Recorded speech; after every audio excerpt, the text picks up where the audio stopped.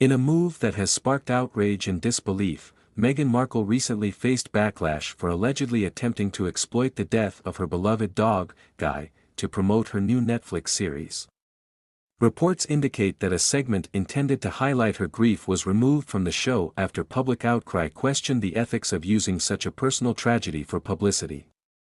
This incident has reignited discussions about Markle's controversial tactics and her ongoing quest for relevance in the entertainment industry, raising eyebrows about the sincerity of her intentions. The decision to include a segment about her dog's death in a scripted series seemed to many as a calculated risk, one that backfired spectacularly. Critics argue that Markle, who has built her brand on the narrative of being a relatable figure, crossed a line by intertwining her personal loss with a commercial venture.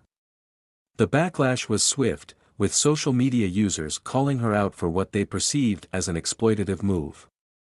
This incident unveils a pattern in Markle's approach to her public persona, where personal experiences are often repackaged for mass consumption, raising ethical questions about the boundaries between authenticity and opportunism. Markle's history of using personal narratives to garner sympathy is well documented. From her experiences as a biracial woman in the royal family to her struggles with mental health, she has consistently painted herself as a victim of circumstance. However, the recent incident with her dog may signal a new low, suggesting that she is willing to leverage even her most intimate losses for commercial gain. This behavior has led many to question her authenticity, with some labeling her actions as an egregious form of emotional manipulation designed to elicit public sympathy and support for her Netflix endeavors. The fallout from this incident has revealed a growing discontent among those who once supported Markle. Many of her former fans have turned against her, feeling that she has strayed too far from her initial messaging of empowerment and authenticity. Instead of being viewed as a beacon of hope or a voice for change, Markle is increasingly seen as a self-serving individual more interested in maintaining her celebrity status than in fostering genuine connections with her audience.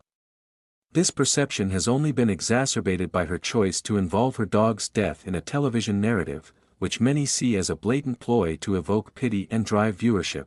The removal of the segment from the Netflix show indicates a recognition of the backlash, suggesting that even Markle's team understood the potential fallout from such a move. This adjustment raises further questions about her judgment and the decision-making processes behind her projects.